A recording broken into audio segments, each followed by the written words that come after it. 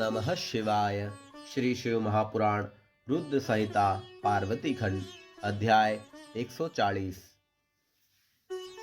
भगवान शिव का अपने परम सुंदर दिव्य रूप को प्रकट करना, मैना के प्रसन्नता और क्षमा प्रार्थना तथा पूर्ववासिनी स्त्रियों का शिव के रूप का दर्शन करके जन्म और जीवन को सफल मानना। ब्रह्मा जी बोले, हे मुने, इसी समय आप विष्णु जी से प्रेरित होकर शिव जी को प्रसन्न करने के लिए शीघ्र ही उनके पास गए।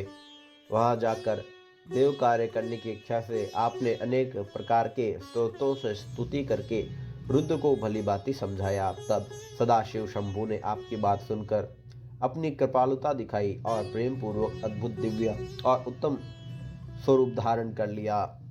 कामदेव से भी अधिक कमनीय लावण्य के परम निधि था सुंदर रूप वाले उन शिव को देखकर, हे मुने, आप अत्यंत प्रसन्न हो गए और परमानंद से युक्त हो अनेक प्रकार के स्तोत्रों से उनकी स्तुति कर आप पुनः वहां आए जहां मैना सभी लोगों के साथ थी।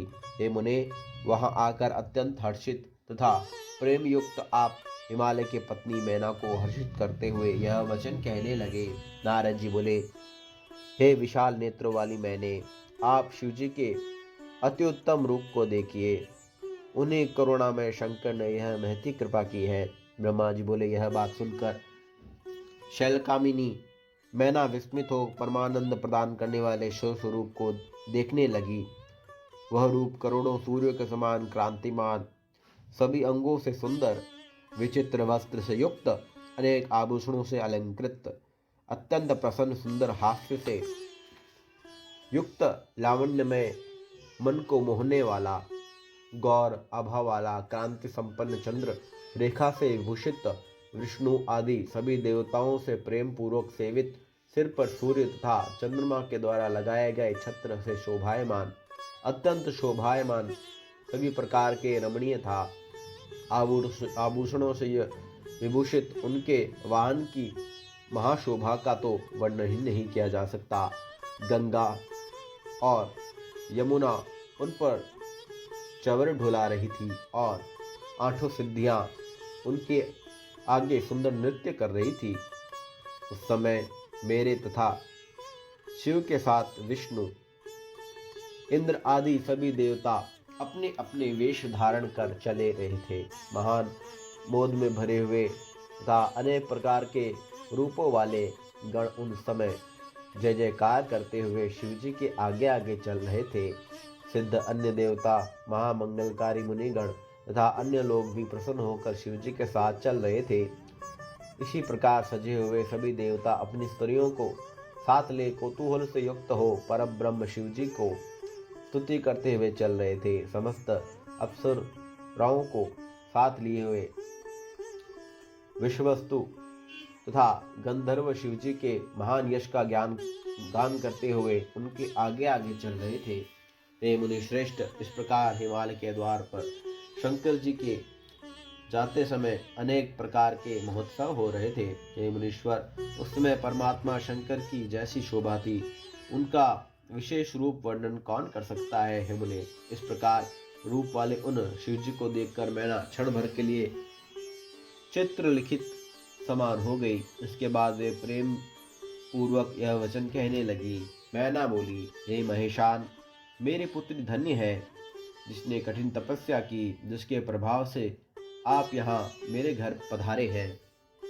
हे शिवा स्वामिन, मैंने पहले जो घोर शिव निंदा की उसे आप क्षमा कीजिए, अब परम प्रसन्न हो जाइए।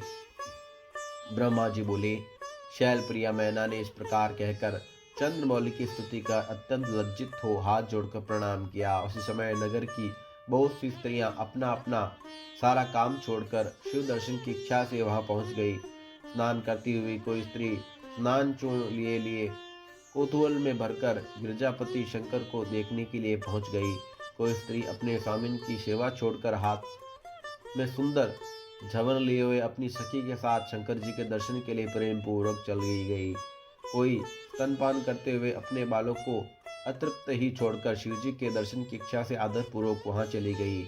कोई करधनी बांध रही थी उसे वैसे ही लिए पहुंच गई और कोई विपरीत वस्त्र धारण किए हुए ही पहुंच गई। कोई स्त्री भोजन के लिए बैठी हुई अपने पति को छोड़कर प्रेम से पार्वती पति को देखने की तृष्णा के लिए कौतूहल में भरकर वहां पहुंच गई। कोई स्त्री एक की आंख में अंजल बांधकर एक हाथ में अंजन और दूसरे हाथ में शखा लिए हुए हिमालय पुत्री के पति के दर्शन को लिए चली गई। कोई स्त्री पैरों में महावर लगा रही थी कि बाजे का शब्द सुनकर वह उसे वहीं छोड़कर दर्शन के लिए दौड़ पड़ी। इस प्रकार स्त्रियां विविध कार्यों को और निवास स्थानों को छोड़कर पहुंच गई। उस समय शिव जी का रूप देखकर वे मोहित हो गई। तब शिव दर्शन से हर्षित हुई वे प्रेम से विभोर हो उनकी मूर्ति हृदय में धारण कर परस्पर यह वचन कहने लगी। पूर्ववासिनियां बोली, हिमालयपुरी में रहने वालों के लिए नेत्र सफल हो गए। जिसने जिसने इस स्वरूप को देखा आज उसका जन्म सफल हो गया। उसी का जन्म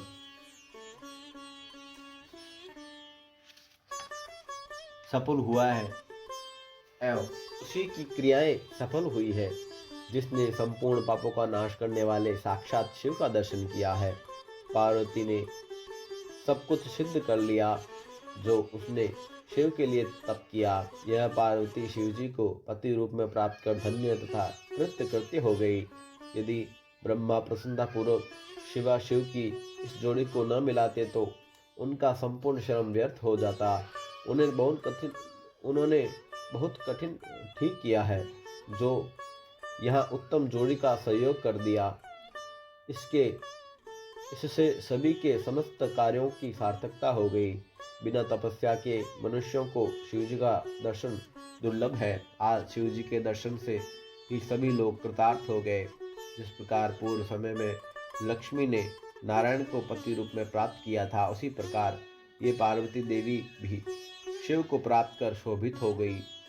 जिस प्रकार सरस्वती ने ब्रह्मा जी को पति रूप में पाया था वैसे ही पार्वती देवी शंकर को प्राप्त कर सुशोभित हो गई। हम सभी स्त्रियां धन्य हैं तथा सभी पुरुष धन्य हैं जो गिरजापति सर्वेश्वर शिव का दर्शन कर रहे हैं। ब्रह्मा जी बोले, हे नारद, ऐसा कहकर उन लोगों ने चंदन एवं अक्षत से शिव जी का पूजन किया और आदर पूर्वक उनके ऊपर लाजा की वर्षा की।